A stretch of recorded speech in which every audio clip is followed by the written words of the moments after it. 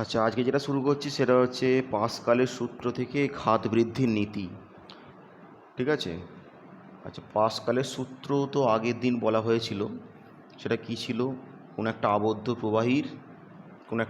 প্রবাহীর কোনো অংশে চাপ প্রয়োগ করলে সেই চাপ অপরিবর্তিত মানে প্রবাহীর সমগ্র অংশে সঞ্চালিত হয় এবং সেই চাপ পাত্রের দেওয়ালের সমকোণে অপরিবর্তিত মানে ক্রিয়াশীল হবে। তার মানে এই প্রবাহীর এইখানে চাপ প্রয়োগ করলে সেই চাপটাই কিন্তু চারদিকে ছড়াবে ও পাত্রের দেওয়ালে সমকোণে কাজ করবে। পি হলে পি কিন্তু কাজ করবে, কোনো চেঞ্জ হবে না, চাপের কোনো পরিবর্তন হবে না। তাহলে এর একটা বাস্তব প্রয়োগ হচ্ছে ঘাত বৃদ্ধির নীতি বা ঘাত বৃদ্ধি কীভাবে করা যায়। এই সূত্রটাকে কাজে লাগিয়ে কিছু পরিমাণ বল প্রয়োগ করে সেই বলটাকে বাড়াতে পারি। সেটা কীভাবে হয়?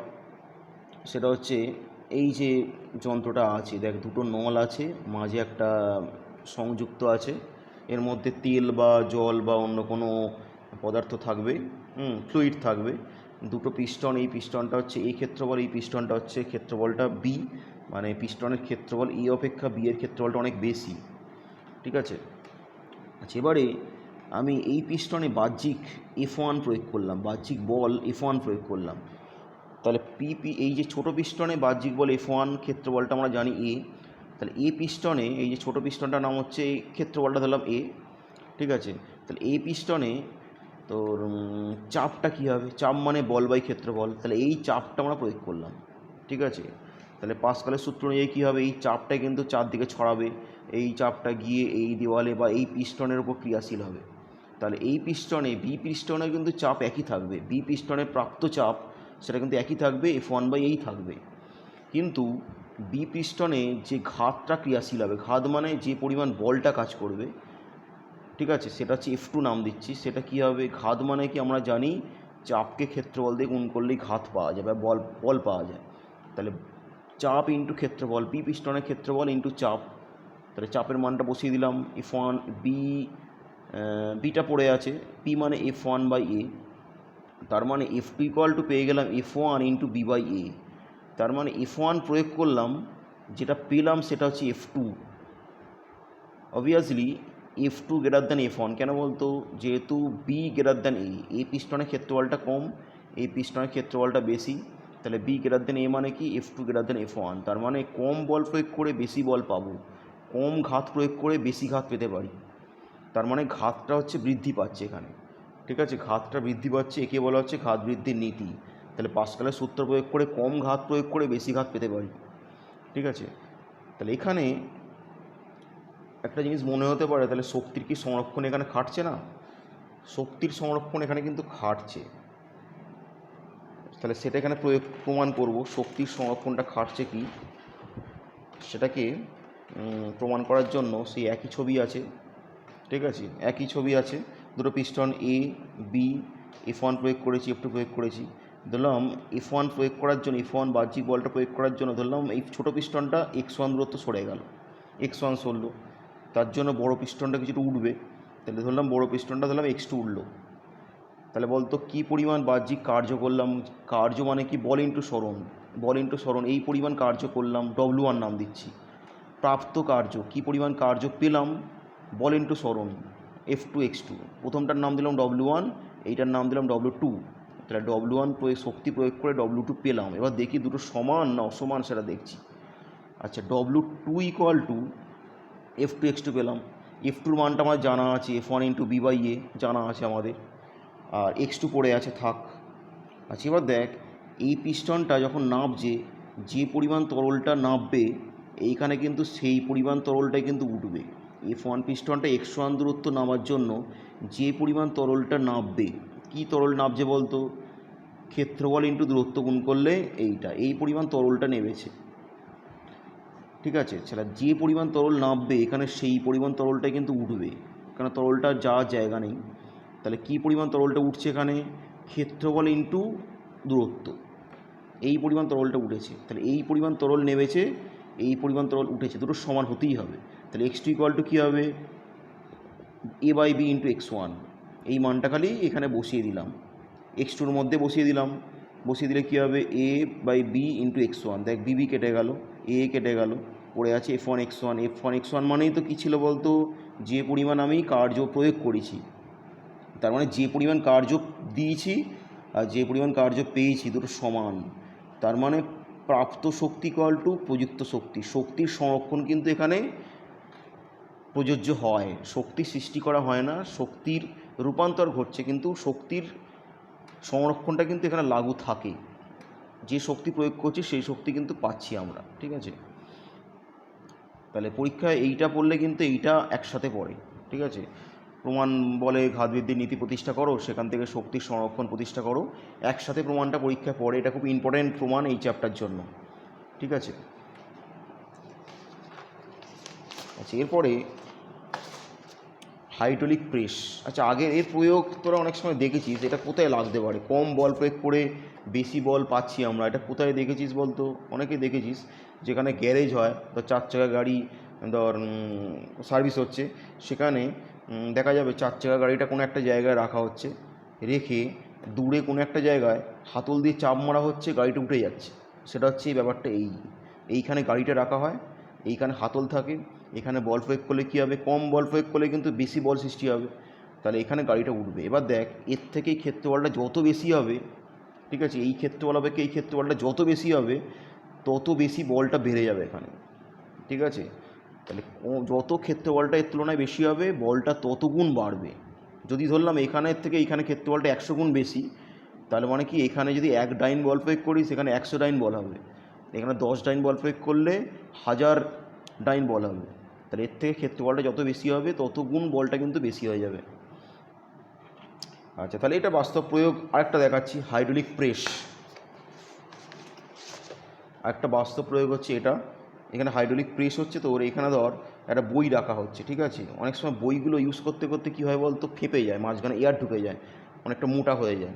তখন কী হবে, বইটাকে চেপে কম্প্রেস করতে হয়। তখন কী করা হয় বলতো, একই সিস্টেম করা হয়। তাহলে এখানে বইটা রাখা হবে, এখানে রাখা হয় বইটাকে, আর এখানে হাতলের সাহায্যে বল প্রয়োগ করলে কী হবে, বইটা উঠে গিয়ে চেপে যায়, তার জন্য কম্প্রেস হয়ে যায়। তাহলে এই সিস্টেমটা, এটা বলছি আর একবার, তাহলে এইটা হচ্ছে একই জিনিস, যেটা আগে বললাম।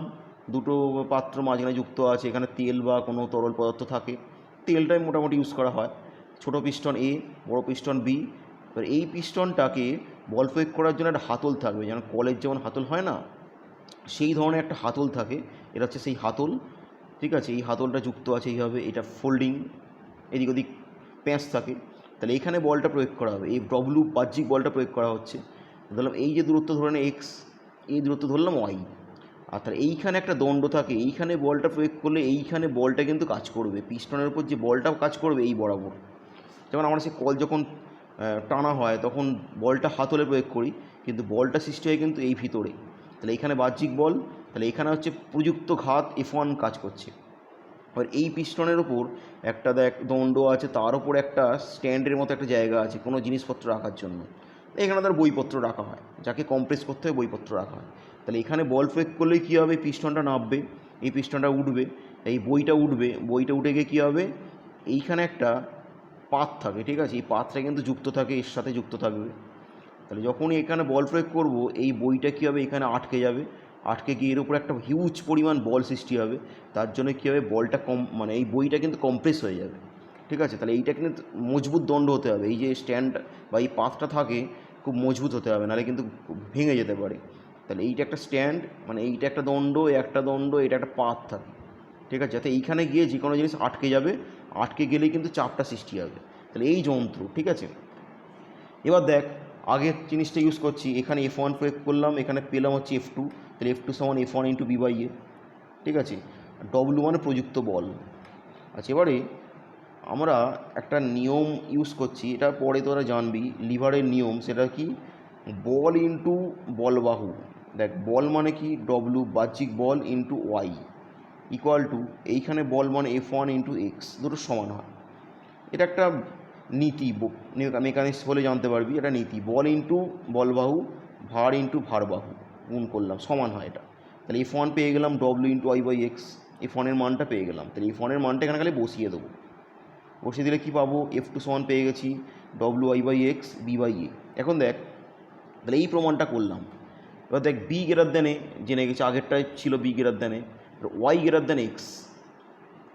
তার মানে উপরে দুটো ভেরিয়েবল কিন্তু এ বির থেকে বড়, তার মানে F2 গ্রেটার দ্যান ডব্লু। যে পরিমাণ বল প্রয়োগ করবি এর থেকে অনেক বেশি বল পাবি। আগে দেখ F1-এর থেকে যত গুণ বেশি পাচ্ছিলিস, এখানে ডব্লুর থেকে অনেক, তার থেকে আরও বেশি গুণ বেশি পাবি এখানে। তাহলে F2 গ্রেটার দ্যান ডব্লু, ডব্লুটা প্রয়োগ করা হচ্ছে, যেটা পাচ্ছিস সেটা F2, তাহলে F2 গ্রেটার দ্যান ডব্লু। কম বল প্রয়োগ করে কিন্তু বেশি বল পাবি। তার মানে যে কোনো জিনিস প্রেস করার জন্য নতুন বই যখন তৈরি করা হয় তখন প্রেসে সেটাকে কিন্তু প্রেস করতে হবে, মানে বইটা কি মোটা হয়ে যাবে, মানে এয়ার ঢুকে থাকে, পেজগুলোর মধ্যে এয়ার থাকে, তাই নতুন বইকে কিন্তু প্রেসে নিয়ে যেতেই হবে। তাহলে অনেক বলটা কিন্তু বেড়ে যাচ্ছে। তাহলে এই ক্ষেত্রে কিন্তু শক্তির সংরক্ষণ কীভাবে খাটে দেখে নেই। আগের মতো সেম প্রমাণ। দেখ, প্রযুক্ত শক্তি মানে কি, বল ইন্টু সরণ ধরলাম, এই পিস্টনটা ধরলাম X1 সরেছে, F1 বল প্রয়োগ করার জন্য X1 সরেছে, পিস্টনটা ধরলাম সরে এখানে এলো। তাহলে কি কার্য করলাম, F1 X1 এই কার্য করলাম। F1 মানে কি পেয়ে গেছি, ডব্লু y/x, ঠিক আছে, আগের প্রমাণটা বসিয়ে দিলাম, আর X1টা পড়ে আছে থাক। আচ্ছা, ডব্লু মানে কি, ডব্লু2 মানে প্রাপ্ত শক্তি, মানে এইখানে কি পরিমাণ শক্তি পেলাম সেটা কি, এইখানে ধরলাম পিস্টনটা X2 টেছে, তাহলে কার্য মানে কি, বল ইন্টু সরণ, বল মানে F2 পেয়ে গেছি, সরণটা ধরলাম X2 পেয়ে গেলাম। F2-র মানটা বসিয়ে দিই, ডব্লু y/x b/a, এই যে প্রমাণ থেকে F2-র মানটা বসিয়ে দিলাম, X2 পড়ে আছে রাখ। আচ্ছা, এবার আবার সেই একই ব্যাপার, এইখানে পিস্টনটা নামলে যে পরিমাণ আয়তন কমছে, এখানে পিস্টনটা উঠলে সেই পরিমাণ আয়তন কিন্তু বাড়ছে। তার মানে এইখানে পিস্টনটা নামলে আয়তন কমেছে হচ্ছে AX1, এখানে পিস্টনটা নামলে যে আয়তন কমেছে সেটা AX1, আর এইখানে পিস্টনটা উঠলে যে আয়তনটা পরিবর্তন হয়েছে সেটা হচ্ছে BX2। তার মানে আমরা কী করবো, X2-র মধ্যে বসাচ্ছি, X2 মানে কি A/B ইন্টু X1, X2-র মধ্যে পুট করে দেয় A/B ইন্টু X1। তাহলে কী করলাম, কার্য W2 মানে কি, বল ইন্টু সরণ, F2-র মানটা বসিয়ে দিয়েছি, X2 থাক, X2-র মানটা এখান থেকে বসিয়ে দিলাম, কেটে কুটে সব দেখ হয়ে যাচ্ছে এই জিনিসটা মানে কী ছিল বলতো, এই জিনিসটা মানে কিন্তু আমি W1 দেখ যেটা প্রয়োগ করেছি, W1, তার মানে যে পরিমাণ শক্তি প্রয়োগ করছি সেই পরিমাণ শক্তি কিন্তু আমরা পাচ্ছি। শক্তির সংরক্ষণ কিন্তু এখানে কিন্তু প্রযোজ্য হচ্ছে, শক্তি সৃষ্টি এখানে হচ্ছে না, ঠিক আছে, যে শক্তি প্রয়োগ করছি সেই শক্তি আমরা কিন্তু পাচ্ছি। তাহলে এটাও কিন্তু প্রমাণ, হাইড্রোলিক প্রেসের নীতি প্রমাণ করতে বলে, সেখান থেকে শক্তির সংরক্ষণ প্রতিষ্ঠা করতে বলে, এই দুটো প্রমাণ ইম্পর্ট্যান্ট। আর একটা জিনিস কিন্তু আছে, এটা হচ্ছে হাইড্রোলিক ব্রেক, মানে গাড়িতে যে ব্রেকগুলো ইউজ করা হয় হাইড্রোলিক ব্রেক, সেটা কি, ধর এইটা একটা চাকা দেখতে পাচ্ছিস, ডট ডট করা আছে, মানে একটা চাকা। আচ্ছা, এর মধ্যে দেখ এইটা হচ্ছে একটা, ধর সেই পিস্টন ধরলাম, এই বাঁকানো আছে পিস্টন থেকে একটা দণ্ড বেরিয়ে এসছে, দণ্ড থেকে একটা বাঁকানো দণ্ড এইভাবে রাখা আছে, এর উপর আমরা পা দিয়ে বল প্রয়োগ করি, এটা হচ্ছে পাদানি বলা হয়, ঠিক আছে, পা দিয়ে বল প্রয়োগ করি, 4 চাকা গাড়িতে যেটা থাকে, পা দিয়ে বল প্রয়োগ করি, এর ওপর কিন্তু পা দিয়ে বল প্রয়োগ করি। তাহলে এটা বাঁকানো দণ্ড, একটা স্ট্রেট দণ্ড, আর এইটা একটা পিস্টনটাকে এইখানে কী আছে বলতো, পিস্টনটা যেমন আছে এর মধ্যে কী থাকে, এটা তেল থাকে, ঠিক আছে, ব্রেক অয়েল থাকে। তাহলে এইটা একটা দেখ একটা লম্বা নল আছে, ঠিক আছে, এইখানে এই নলটা এখানে এসে কিন্তু আবার এই ধরনের একটা পাত্র রয়েছে, দেখতে পাচ্ছিস, তার মধ্যে দুটো পিস্টন আছে, ছোট দুটো পিস্টন আছে, এটা বড় পিস্টন, এটা ছোট পিস্টন আছে, ঠিক আছে, দুটো পিস্টন এখানে আছে। তাহলে এর মাঝে যেটা থাকে সবটাই কিন্তু লিকুইড থাকে। এই দুটো পিস্টন থেকে এবার দেখ দুটো দণ্ড বেরিয়ে এসছে, দুটো দণ্ড কিন্তু যুক্ত আছে দুটো স্টিলের বা ধাতব এই বাঁকানো এই দণ্ডের সাথে যুক্ত আছে, দুটো বাঁকানো দণ্ড রয়েছে দেখতে পাচ্ছিস, একটা দণ্ড দুটো বাঁকানো, ঠিক আছে, এটা স্টিলের হয়, স্টিল বা ধাতব, ভালো কোনো ধাতুর থাকে এটা, ঠিক আছে, এই দণ্ডের সাথে এটা যুক্ত থাকে, এবার এর ওপর থাকে রবার, এটাকে আমরা বলি কী বলতো, ব্রেক শু, মানে সাইকেলেও কিন্তু ব্রেক শু থাকে, দেখবি সাইকেলে ব্রেক কষার সময় ব্রেকটা যেখানে থাকে দেখবি একটা চাকার সাথে রবার ঠেকে থাকে, সেটা ব্রেক শু বলা হয়। তার সাথে যেটা থাকে সেটাই কিন্তু এই জিনিসটা থাকে, ধাতব থাকে, কিন্তু এইটাকে চেঞ্জ করতে হয়, দেখবি অনেক সময় এটাকে চেঞ্জ করতে হয়।